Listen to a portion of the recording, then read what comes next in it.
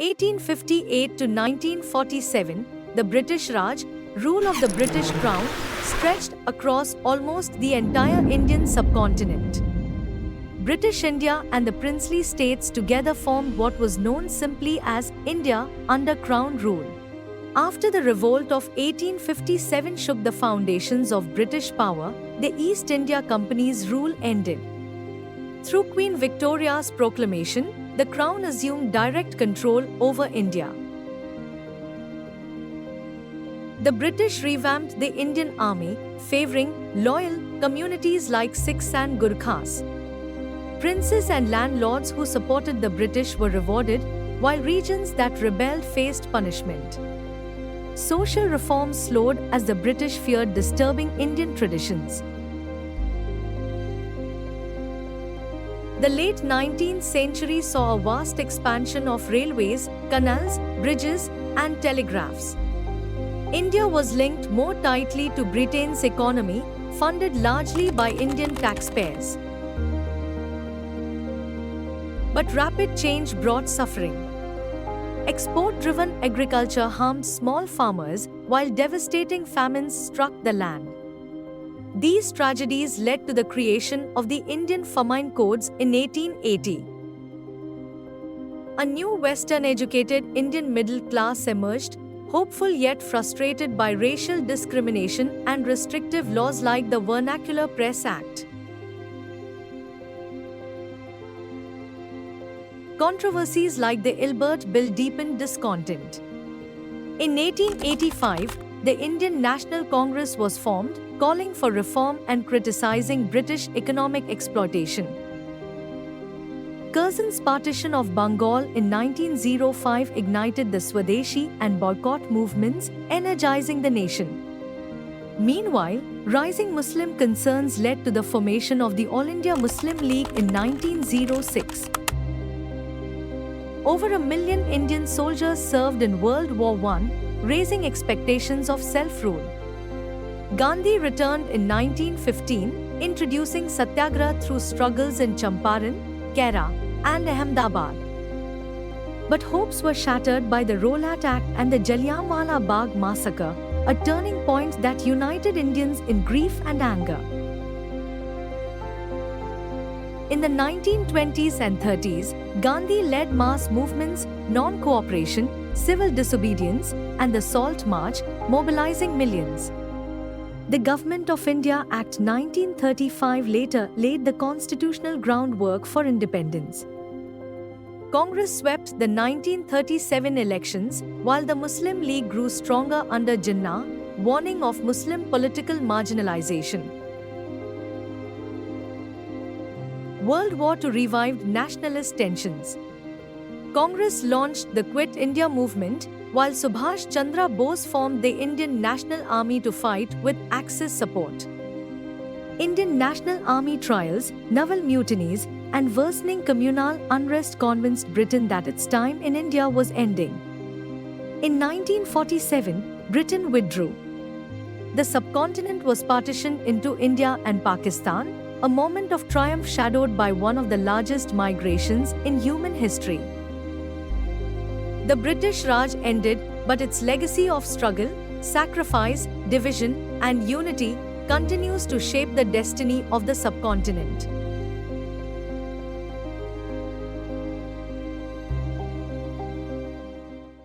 Lakshmi Narayan Mandir. Standing at the heart of New Delhi, Lakshmi Narayan Mandir, popularly known as Birla Mandir, is one of the city's earliest and most iconic Hindu temples. Built between 1933 and 1939 by the Birla family, the temple combines tradition and modern Indian architectural ideals guided by architect Shri Chandra Chatterjee. The temple was inaugurated by Mahatma Gandhi, who insisted that people of all castes must be allowed inside, a progressive milestone in temple history. The foundation was laid by Jat Maharaj Uday Bhanu Singh, built under the guidance of Pandit Vishwanath Shastri, and consecrated through grand Vedic ceremonies.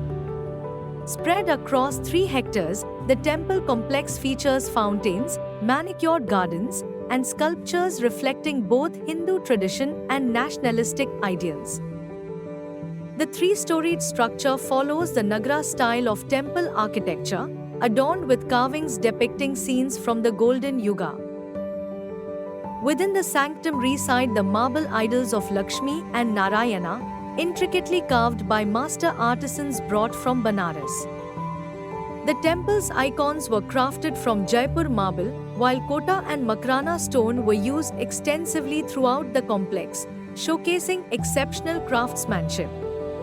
Smaller shrines throughout the complex honor Shiva, Ganesha, Hanuman, and even Buddha, reflecting inclusivity and spiritual diversity. To the temple's north lies Gita Bhavan, a hall dedicated to Lord Krishna and used for spiritual gatherings and discourses.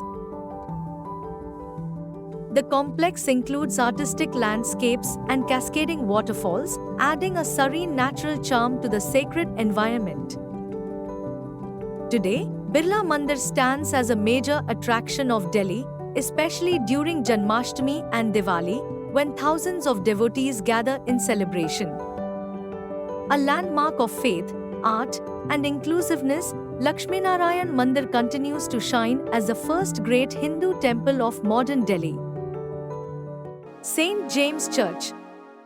Near Kashmiri Gate, at the crossroads of Church Road and Lothian Road, stands one of Delhi's oldest surviving churches, St. James Church, built in 1836.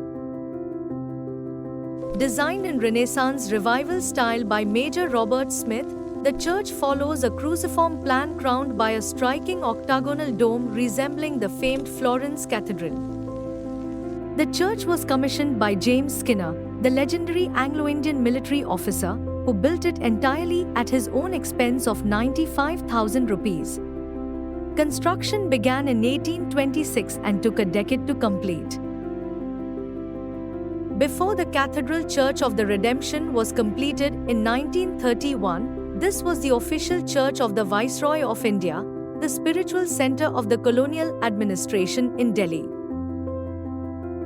Inside, the church opens into a serene nave, a quiet sanctuary that has withstood nearly 2 centuries of Delhi's history.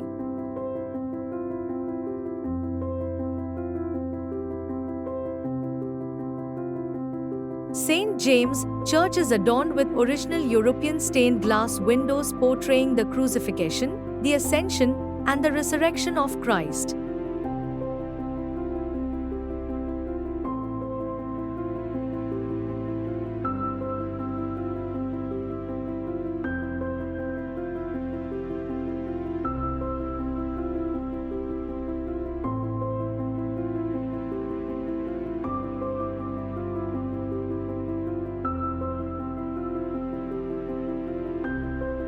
A priceless painting, The Prodigal Son, by Italian master Pompeo Battoni, graces its interior.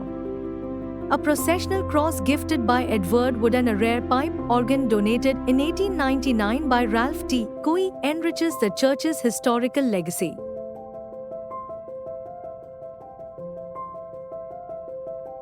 In the churchyard lies the memorial cross dedicated to the victims of the 1857 revolt, along with the tomb of William Fraser, Delhi's British Commissioner. At the rear of the church rests Thomas Metcalfe, agent to the Governor-General and a central figure of Delhi's colonial history. From 1836 to today, St. James Church remains a timeless symbol of Delhi's layered colonial past, a quiet sentinel watching over centuries of history.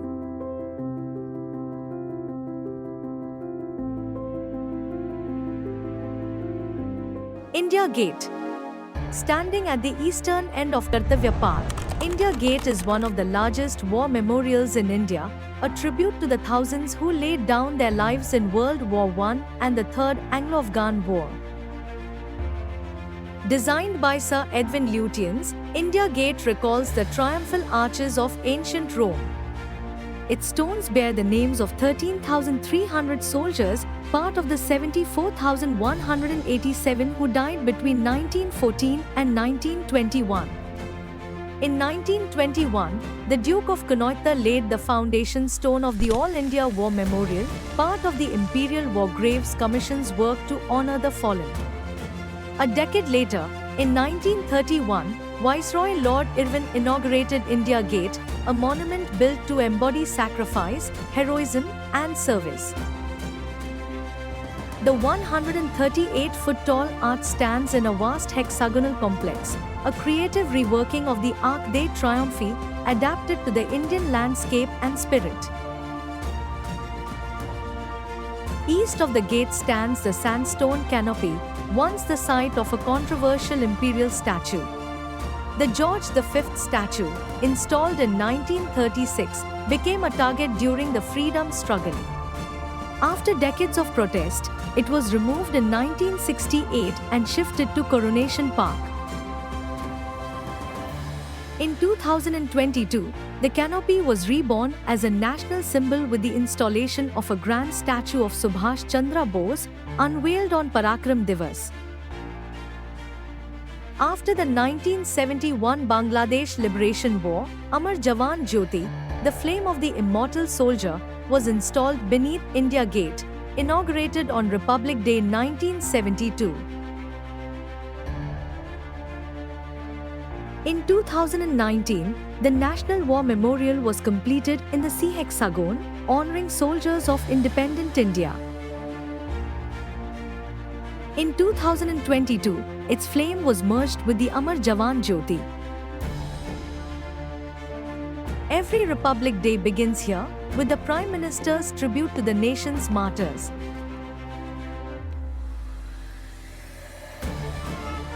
Today, India Gate remains a symbol of pride, a gathering place for citizens, a landmark for visitors, and a living memorial to India's heroes.